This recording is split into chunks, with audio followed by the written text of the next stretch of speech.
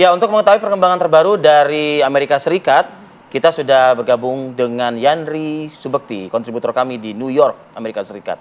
Yanri, informasi terbaru Yanri menjelang pertemuan hari Jumat mendatang yang akan dipimpin ya kabarnya oleh JD Vance dan Kushner dan juga Witkoff ya. Ini apalagi yang bisa kita peroleh untuk pemberitaan terkait hal ini? Arif Fadil, dan Ana serta pemirsa TV One, update hingga malam ini pukul 9 malam hari Selasa 16 Juni di Amerika Serikat. Memang warga Amerika Serikat sedikit lega, namun di Kongres sepertinya masih ada perbedaan yang cukup kuat.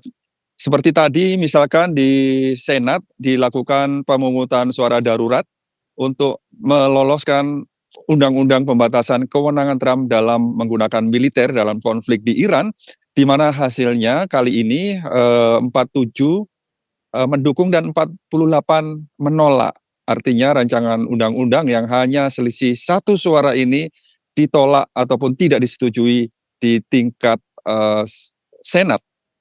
Sekali lagi, meskipun ini masih melalui proses yang panjang, pemungutan suara yang terjadi di Kongres, baik itu di DPR yang beberapa waktu yang lalu, sebagian besar dari anggota DPR mendukung untuk diberlakukan atau dibatasinya kewenangan presiden dalam menggunakan militer dalam konflik di Iran. Namun ternyata hari ini di tingkat Senat ternyata hanya selisih satu suara mereka menolak. Masih ada perdebatan seru terkait dengan penanganan ataupun keputusan dari nanti terkait dengan penandatanganan 19 Juni. Seperti misalkan di Kongres mereka melihat bahwa hingga saat ini Gedung Putih masih belum memberikan secara detail, secara rinci atau transparan dari poin-poin apa nanti yang akan ditandatangani. Dan juga hal ini juga sepertinya dikonfirmasi oleh Trump secara tidak langsung tadi dalam pertemuan G7 di Prancis, di mana Trump menyatakan bahwa dia tidak mengetahui kalau ini merupakan suatu langkah ataupun aturan undang-undang di Amerika Serikat, di mana terkait dengan keputusan perjanjian dengan Iran terkait nuklir, ini Kongres harus menyetujui terkait juga dengan selama belum ada persetujuan dari Kongres terkait dengan kebijakan atau kesepakatan terhadap pembatasan nuklir, maka Kongres ataupun Gedung Putih ini tidak boleh melakukan pelonggaran terkait dengan pemblokadean atau dalam artian pembekuan aset ataupun langkah-langkah yang telah diambil Amerika Serikat selama ini. Namun Arif Fadil dan Anati Alita, mungkin ada sedikit yang hal melegakan juga bagi warga Amerika Serikat, di mana beberapa hari terakhir ini setelah adanya kepastian ada kesepakatan penandatanganan antara Amerika dengan Iran, meskipun nanti penandatanganan pada 19 Juni, harga BBM di Amerika Serikat sudah mulai cenderung turun berturut-turut beberapa hari ke depan, dan hingga hari ini sudah mencapai $4 lebih 5 sen per galon, atau hanya sekitar kalau dirupiahkan 19.000 per liter dengan oktan yang rendah. Ini cukup membanggakan atau melegakan sekali. Ada penurunan sedikitnya 10% dari beberapa hari terakhir, meskipun ada perbedaan sekitar 25% sebelum adanya operasi militer. Ini adalah merupakan gambaran juga bahwa apa yang dilakukan atau pilihan kebijakan dari Trump saat ini untuk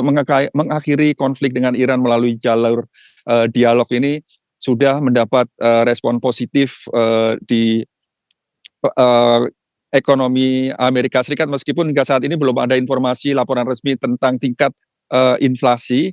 Namun kita lihat perkembangannya nanti, apakah nanti 19 Juni ini akan benar-benar ada penandatanganan hitam di atas putih sehingga resmi menjadi kekuatan hukum, sehingga hingga saat ini pun warga Amerika Serikat maupun Kongres masih menunggu nanti tinggal beberapa hari nanti apakah 19 Juni penandatanganan ini merupakan jargon-jargon optimisme yang mungkin berbeda dengan kondisi di lapangan seperti beberapa hari terakhir, ataukah memang benar-benar merupakan akhir dari penyelesaian konflik antara Iran dan Amerika Serikat.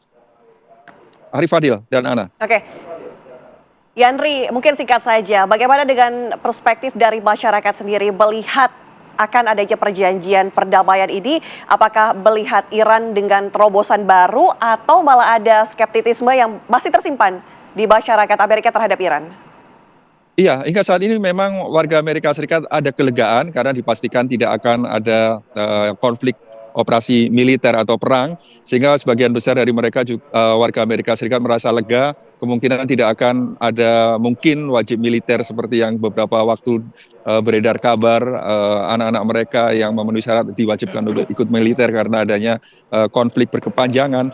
Dan juga yang kedua yang jelas hingga saat ini biaya operasi militer kemungkinan juga akan bisa berkurang. Seperti diketahui operasi militer saat ini memakan biaya yang cukup tinggi. Selain itu juga ada kekhawatiran seperti diketahui masih belum ada kepastian apakah poin-poin nanti yang akan ditandatangani ini termasuk juga terkait penyelesaian nuklir. Karena nuklir ini sebenarnya adalah merupakan poin atau perhatian yang sangat diutamakan, terlebih hingga saat ini pun Kongres masih menuntut transparansi dan juga memaksa ataupun berharap agar Gedung Putih tidak memberikan konsekuensi konsensus yang berlebihan sebelum melihat bagaimana nanti penyelesaian terhadap uranium.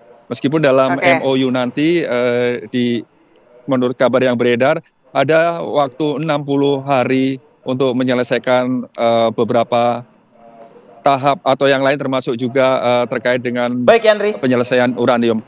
Ana dan Arif Fadil, nanti kita akan pantau terus bagaimana perkembangan beberapa hari ke depan, mengingat seperti beberapa hari ini sangat dinamis sekali pergerakan ataupun perubahan yang terjadi di lapangan maupun di tingkat perundingan yang terjadi yang dimediasi oleh Pakistan. Kembali ke studio. Baik, Yandri. Terima kasih, Yandri. Jaga kesehatan juga ya. Karena Yandri tidak hanya memantau juga perkembangan dari Amerika Serikat terkait dengan konflik di Timur Tengah, tapi juga pesta bola dunia yang juga menjadi perhatian Yandri Subekti. Sebagaimana Amerika Serikat sebagai tuan rumah. Terima kasih, Yandri. Terima kasih, Yandri. Selamat pagi waktu Jakarta. Kita lanjutkan lagi diskusi kita ya, usai jeda. Tetaplah bersama kami.